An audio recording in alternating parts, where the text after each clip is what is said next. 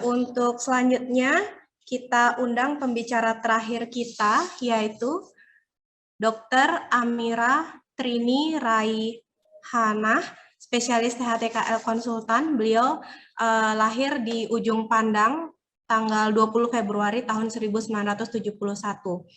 Beliau menyelesaikan pendidikan S1-nya di Fakultas Kedokteran Universitas Hasanuddin Makassar, kemudian melanjutkan spesialis THTKL di Universitas Hasanuddin Makassar dan mendapatkan gelar konsultan alergi imunologi pada tahun 2021.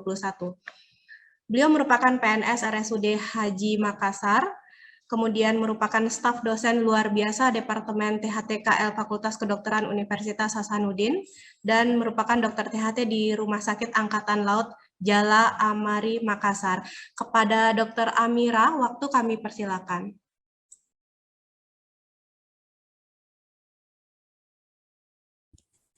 Izin, apa suara saya kedengaran, Dok? Terdengar jelas, Dokter. Oke, terima kasih, Dokter Sari. Mudah-mudahan masih tetap semangat semua ya, karena di Makassar sekarang ini sudah jam 5 sore. Ya, saya izin share screen.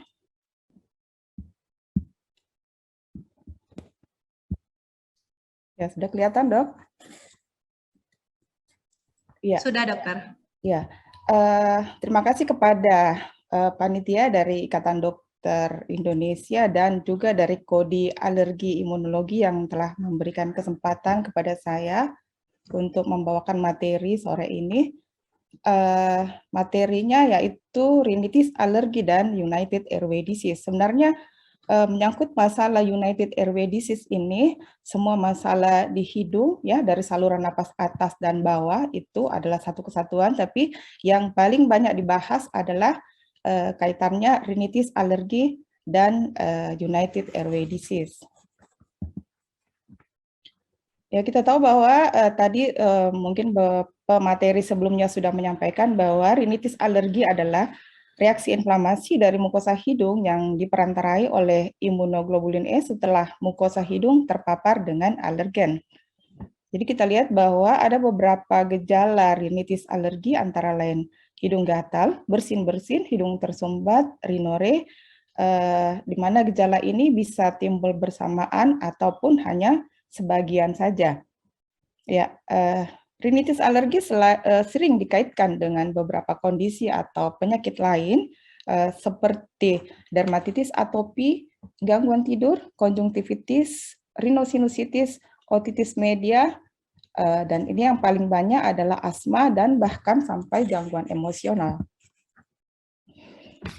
Dari studi epidemiologi disebutkan bahwa asma dan rinitis seringkali bersamaan, ada 80% penderita asma yang juga mengalami rinitis, sementara hanya 10-40% penderita rinitis yang mengalami asma.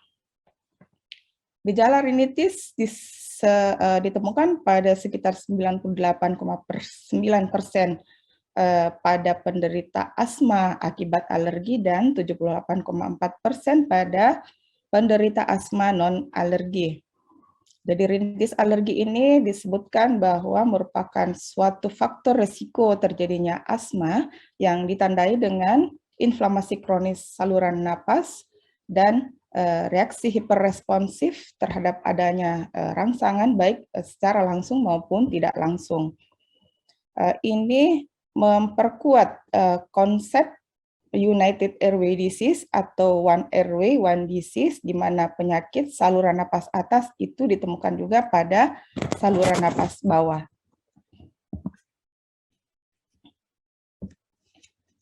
United Airway Disease dapat dianggap sebagai suatu sindroma hipersensitivitas saluran napas dengan beberapa fenotipe yaitu rinitis dengan hiperresponsif saluran napas, bronkitis eosinofilik, asma, dan rinitis dan asma. Saluran napas atas dan bawah itu pada saat terjadi inflamasi menunjukkan tanda yang sama, diantaranya inflamasi pada saluran napas atas dapat memicu terjadinya inflamasi pada saluran napas bawah, demikian pula sebaliknya. Dan mediator inflamasi yang dilepaskan secara lokal selanjutnya dapat menyebabkan respon inflamasi sistemik. Asma diketahui dapat meningkatkan kadar eosinofil pada saluran napas atas meskipun tanpa ada gejala nasal sekalipun ya. Dan pada penderita rinitis tanpa hipersensitivitas bronkus atau gejala asma lainnya, itu ditemukan adanya peningkatan kadar eosinofil pada saluran napas bagian bawah.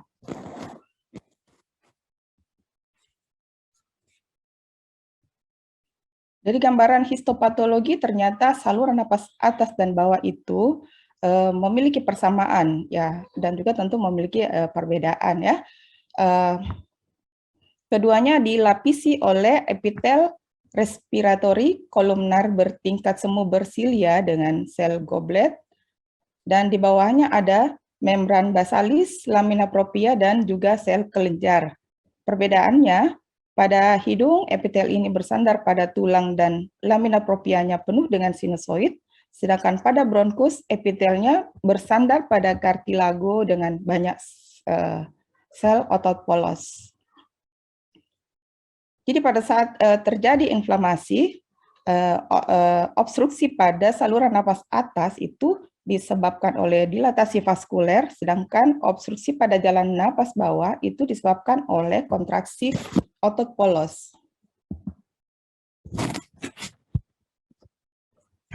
Jadi pada saat terpapar dengan alergen, epitel teraktivasi untuk menghasilkan atau mengeluarkan mediator antara lain interleukin 25, interleukin 33, dan TSLP atau stromal limfopoietin. Dan ketiganya selanjutnya akan menstimulasi sel T helper 2, innate lymphoid, dan juga sel MAS yang selanjutnya akan mengeluarkan mediator-mediator yaitu interleukin 5, interleukin 13, dan interleukin 4, dan di mana interleukin 5 yang bertanggung jawab terhadap maturasi eosinofil, interleukin 13 yang bertanggung jawab terhadap hipersekresi kelenjar dan penebalan membrana basalis. Jadi dari skema ini menunjukkan atau memperlihatkan beberapa hipotesis mengenai United Airway Disease. Jadi ada 3 jalur di sini, yaitu air conditioning yang mulai dari hidung sampai ke bawah, ke saluran napas bawah, kemudian inflamasi, baik itu lokal maupun sistemik, dan refleks neural. Ya, kita bahas satu-satu dari mengenai air conditioning. Jadi hidung itu secara fisiologis melindungi jalan nafas bawah dengan cara membersihkan, menghangatkan, dan melembabkan udara yang dihirup. Dan kemudian, jadi pada pasien dengan rinitis alergi dengan gejala sumbatan hidung, tentu saja fungsi dari air conditioning tadi itu akan terganggu ya, atau akan berkurang, nah, sehingga udara yang dihirup itu akan menjadi dingin dan lembab, dingin dan kering, dan akhirnya menginduksi terjadinya bronkokonstriksi. Nah, udara yang demikian tadi yang tidak dalam kondisi fisiologis itu selanjutnya dapat memicu terjadinya asma eksaserbasi.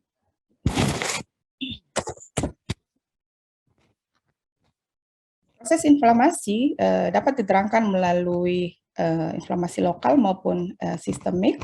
Jadi pada saat terjadi inflamasi di hidung, terjadi pelepasan mediator dan sel inflamasi yang akan mengikuti aliran mukosilier ke arah belakang ya, yang berakhir dengan postnasal drainage atau postnasal drip, dan ada yang jatuh ke saluran napas bawah.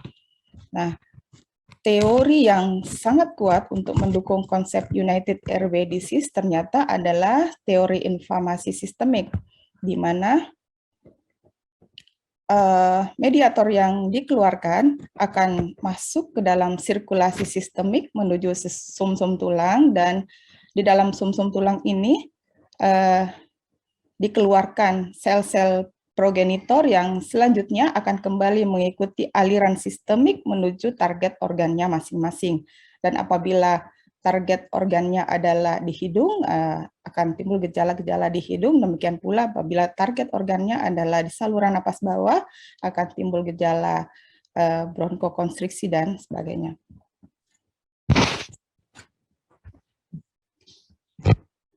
Yang terakhir adalah neural regulation atau refleks neural.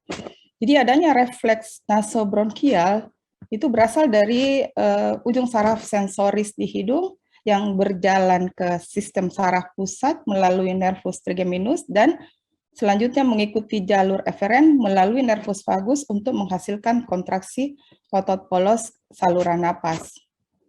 Dan inilah yang menjelaskan bagaimana refleks nasobronkial. Sedangkan untuk refleks nasonasal atau refleks nasonasal refleks itu yang dari susunan saraf pusat kemudian dihantarkan kembali melalui serabut saraf eferen melalui nervus vidianus dan mengakibatkan vasodilatasi dan hipersekresi kelenjar di hidung.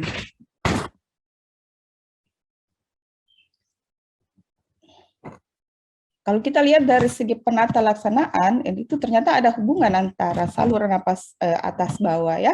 Jadi pada penata laksanaan atau terapi rinitis alergi pada penderita asma menunjukkan adanya perbaikan gejala asma, di mana hasil tes fungsi paru meningkat. Dengan demikian akan mengurangi biaya pengobatan dari asma dan juga mengurangi kunjungan ke ruang emergensi atau ruang rawat inap. Nah, ini guideline dari ARIA WHO tahun 2008, mungkin tadi sudah dijelaskan secara detail oleh Dr. Yanuar ya. Jadi yang jelas di sini dalam diagnosis rinitis alergi tetap harus kita perhatikan atau kita cek apakah ada asma atau tidak ya, karena itu akan berpengaruh dalam penata laksanaan terapi. Mungkin tidak usah saya jelaskan secara detail ya, saya skip saja ini. Dan ini juga dari ARIA tahun 2009 tadi juga sudah dijelaskan oleh Dr. Yanuar. Dan ini ada beberapa regimen pengobatan dari rinitis alergi ya, dengan beberapa respon terhadap gejalanya masing-masing. Ya, saya percepat saja. Ya, sebagai kesimpulan, penyakit airway disease adalah konsep yang menyatakan bahwa penyakit saluran napas atas dan bawah itu dihubungkan melalui mekanisme inflamasi. Dan interaksi patologis antara saluran napas atas dan bawah melalui 3 jalur, yaitu air conditioning, inflamasi, dan refleks neural. Jadi penata laksanaan penyakit saluran napas atas itu secara tidak langsung akan memberikan atau perbaikan gejala asma dan menurunkan hiperreaktivitas dari bronkus. Ya, numpang iklan sebentar, Dok. Tadi mungkin di divisi rinologi tadi sudah mengiklankan juga acara Indorino yang keempat di Makassar tanggal 4 sampai 8 Agustus tahun 2022. Ya, terima kasih. Semoga bermanfaat. Saya kembalikan kepada moderator. Terima kasih, Dr. Sari.